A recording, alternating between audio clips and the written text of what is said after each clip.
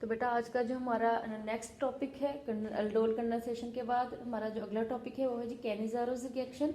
तो बेटा ये भी इम्पोर्टेंट लॉन्ग क्वेश्चन भी है, बहुत इंपॉर्टेंट शॉर्ट क्वेश्चन भी है और मोस्ट इम्पॉर्टेंट एमसीक्यू जो इस टॉपिक से पूछा जाता है तो वो इस चैप्टर की एक्सरसाइज में भी मौजूद है, उसको भी हम डिस्कस करेंगे। तो बेटा आज का अब जो हमारा नेक्स्ट टॉपिक है वो है जी कैनिज़ारोस रिएक्शन। तो कैनिज़ारो साइंटिस्ट का नाम है, तो साइंटिस्ट के नाम पे ही इस रिएक्शन का नाम है कैनिज़ारोस रिएक्शन। तो बेटा इस रिएक्शन को समझने के लिए जो मोस्ट इम्पॉर्टेंट चीज़ है वो हमें समझनी पड़ेगी, वो क्या है जी, कैनिज़ारोस reactions is given by those aldehydes which do not have alpha hydrogen। अब अल्फा हाइड्रोजन के बारे में हमने डिस्कस किया पहले। अल्फा कार्बन, अल्फा हाइड्रोजन क्या है, ऐसी कार्बन जो कार्बोनाइल कार्बन के साथ नंबर 1 पे अटैच होती है उसे हम अल्फा कार्बन कहते हैं। और अल्फा कार्बन के साथ जो हाइड्रोजन अटैच होते हैं, 2 हो या 3 हो, वो सारे के सारे अल्फा हाइड्रोजन कहलाते हैं। तो कहा जाता है कि कैनिज़ारोस रिएक्शन जो है वो वाले कंपाउंड्स देते हैं जिनके पास अल्फा हाइड्रोजन नहीं होता। अगर किसी कंपाउंड के पास अल्फा हाइड्रोजन है तो इसका मतलब है कि वो कैनिज़ारोस रिएक्शन नहीं दे सकता। तो कैनिज़ारो रिएक्शन देने की शर्त ही ये है कि उस कंपाउंड के पास अल्फा हाइड्रोजन मौजूद नहीं होनी चाहिए। तो इस वजह से ये इंपॉर्टेंट बात आपको सबसे पहले याद करनी चाहिए कि वो एल्डिहाइड जिनके पास अल्फा हाइड्रोजन नहीं होती वो ये रिएक्शन दे सकते हैं। दूसरी बात ये कि बेटा इस रिएक्शन को डिस्प्रोपोर्शनेशन रिएक्शन भी कहा जाता है। डिस्प्रोपोर्शनेशन का क्या मतलब है, इसका मतलब है सेल्फ ऑक्सीडेशन रिडक्शन रिएक्शन। मतलब कि जो आपका एक कंपाउंड है जो कि अभी कैनिज़ारोस रिएक्शन शो करेगा, उसकी एक ही टाइम में रिडक्शन भी होनी है और उसकी ऑक्सीडेशन भी होनी है। रिडक्शन से मुराद है जैसे कि आपके पास ये एल्डिहाइड्स के बारे में भी हमने पढ़ना है, फॉर्मेल्डिहाइड की एग्जांपल हम पढ़ेंगे, उसमें अल्फा हाइड्रोजन मौजूद नहीं होता तो फॉर्मेल्डिहाइड जो है वो कैनिज़ारोस रिएक्शन शो करेगा। तो अब जो है फॉर्मेल्डिहाइड उसकी रिडक्शन भी होनी है और उसकी ऑक्सीडेशन भी होनी है। तो देखते हैं कि रिडक्शन से कौन सा कंपाउंड बनता है और ऑक्सीडेशन से कौन सा कंपाउंड बनेगा। तो सबसे पहले हमारे पास जो इसका मेन रिएक्शन है वो ये है जी, फॉर्मेल्डिहाइड है, इसके 2 मॉलिक्यूल्स रिएक्शन में हिस्सा ले रहे हैं। फॉर्मेल्डिहाइड के टोटल 2 मॉलिक्यूल्स हैं, उसके साथ बेस है जी हमारी जो कि बेस कैटालाइज्ड रिएक्शन है ये भी। तो सोडियम हाइड्रोक्साइड हमारी बेस है। तो इसकी रिएक्शन के नतीजे में आपके पास 2 प्रोडक्ट्स बनती हैं, एक मिथाइल अल्कोहल बनती है और दूसरी sodium salt of formic acid बनता है। इसका मतलब है कि एल्डिहाइड से आपकी एक प्रोडक्ट अल्कोहल बनी है और एक एसिड बना है। तो इसका मतलब है कि जो अल्कोहल है ये इसकी रिड्यूस प्रोडक्ट है, रिडक्शन हो। अगर एल्डिहाइड्स की रिडक्शन की जाए तो उससे अल्कोहल्स बनेंगे और अगर एल्डिहाइड्स की ऑक्सीडेशन की जाए तो उससे एसिड्स बनते हैं। तो जो मिथाइल अल्कोहल है ये इसकी रिड्यूस्ड प्रोडक्ट है और जो एसिड बना है ये इसकी ऑक्सीडाइज्ड प्रोडक्ट है। ठीक है, तो बेटा अब ये रिएक्शन किस तरह से होता है, सबसे पहले हम इसके मैकेनिज्म के बारे में बात करते हैं। तो मैकेनिज्म जो है हमारा स्टेप वाइज मौजूद है।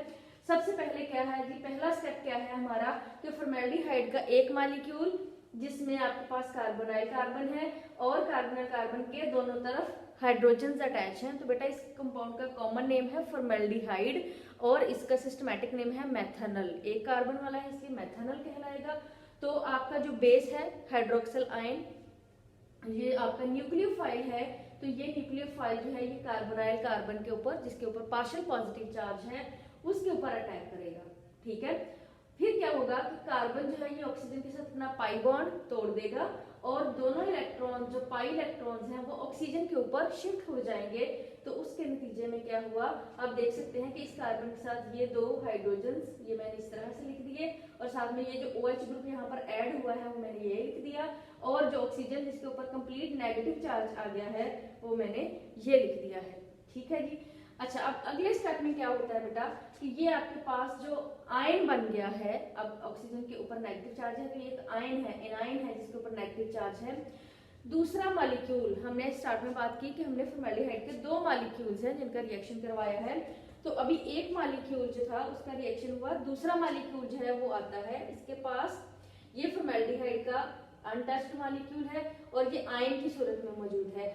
होता क्या है बेटा, यहाँ से ये जो ऑक्सीजन है ये वापस अपना डबल बॉन्ड जो है वो कार्बन के साथ रीगेन कर लेता है मतलब कि ये दो इलेक्ट्रॉन्स जो हैं जब वापस आते हैं तो कार्बन और ऑक्सीजन का डबल बॉन्ड दोबारा से बन जाता है। इस वजह से क्या होता है कि ये जो हाइड्रोजन है ये कार्बन के साथ जो इसने ये दो इलेक्ट्रॉन्स शेयर करके बॉन्ड बनाया था, इसमें एक इलेक्ट्रॉन कार्बन का है और एक हाइड्रोजन का है, तो ये बॉन्ड टूट जाता है। दोनों के दोनों इलेक्ट्रॉन यहाँ से जो हाइड्रोजन है वो प्रोटॉन की सूरत में नहीं बल्कि हाइड्राइड आयन की सूरत में निकलता है। तो हाइड्राइड आयन का मतलब ये होता है कि इस वक्त हाइड्रोजन के पास दो इलेक्ट्रॉन्स हैं, मतलब कि हाइड्रोजन के ऊपर H नेगेटिव चार्ज है। तो हाइड्राइड आयन जो है नेगेटिव चार्ज वाला ये जो न्यूक्लियोफाइल है ये इस कार्बन के ऊपर अटैक करता है और जाके इस कार्बन के साथ ऐड हो जाता है और ये जो पाई बॉन्ड है, पाई इलेक्ट्रॉन्स ये फिर से इस मॉलिक्यूल में ऑक्सीजन पे शिफ्ट हो जाते हैं। ठीक है, तो इस स्टेप में जो हमारी प्रोडक्ट बनती है वो कुछ यूं बनती है कि यहाँ पे एक H ऐड हुआ है और ऑक्सीजन के ऊपर नेगेटिव चार्ज आ गया है, तो ये प्रोडक्ट आपकी बनी है CH3O नेगेटिव। तो इसको हम कहते हैं मेथ ऑक्साइड आयन। क्या कहते हैं? Methoxide ion. Meth methyl से और साथ में ऑक्साइड आयन। और इसके साथ जो आपकी ये जो सेकंड प्रोडक्ट जो यहाँ पर बनी है वो बनी है फॉर्मिक एसिड। फॉर्मेल्डिहाइड से फॉर्मिक एसिड बन गया है। कार्बोनाइल कार्बन, उसके एक तरफ H और दूसरी तरफ OH, जो कार्बोक्सिलिक ग्रुप्स होते हैं उनमें कार्बोनाइल कार्बन के एक तरफ OH ग्रुप लगा होता है, तो इसको हम एसिडिक फंक्शनल ग्रुप कहते हैं। तो ये फॉर्मिक एसिड बन गया। अच्छा बेटा, नेक्स्ट स्टेप में क्या होता है कि ये जो हमारा मेथ ऑक्साइड आयन बना है ये फौरन से एसिड से प्रोटॉन ले लेता है, और एसिड का भी ये फंक्शन होता है कि एसिड हमेशा प्रोटॉन डोनेट कर देता है। हमने मैट्रिक लेवल पे ये बात पढ़ी होती है। एसिड्स क्या होते हैं? एसिड्स वो होते हैं जो प्रोटॉन डोनेट करते हैं। ठीक है, तो ये एसिड फॉर्मिक एसिड जो है ये अपना प्रोटॉन डोनेट कर देता है। ऑक्सीजन नेगेटिव चार्ज वाला ये प्रोटॉन लेके बन जाता है मिथाइल अल्कोहल। ठीक है, ये मिथाइल अल्कोहल बन गया। और सोडियम हाइड्रोक्साइड जो बेस आपके रिएक्शन में मौजूद है, ये जो आपका आयन बचेगा जिसने यहाँ से अपना H दे दिया था, तो ऑक्सीजन के ऊपर कंप्लीट नेगेटिव चार्ज आ जाएगा। फिर क्या करेगा कि ये जो ऑक्सीजन कंप्लीट नेगेटिव चार्ज वाले है ये सोडियम हाइड्रोक्साइड बेस में से सोडियम आयंस को अपने साथ अटैच कर लेती है, जिसकी वजह से ये फॉर्मिक एसिड का सोडियम सॉल्ट बन जाता है। तो इस वजह से हम इसको कहते हैं sodium salt of formic acid. तो बेटा आप देख सकते हैं यहाँ पर आपके पास दो प्रोडक्ट्स बनी हैं।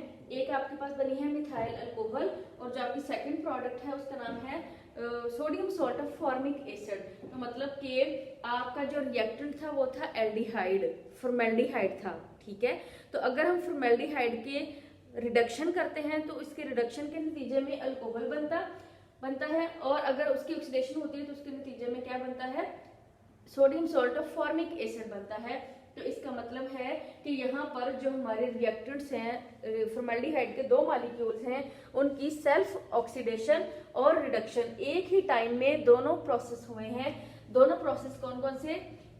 एक मॉलिक्यूल की ऑक्सीडेशन हुई है और दूसरे की रिडक्शन हुई है। तो जिसकी रिडक्शन हुई है उसके नतीजे में मिथाइल अल्कोहल बन गया, और जिसकी ऑक्सीडेशन हुई है उसके नतीजे में sodium salt of formic acid बन गया है।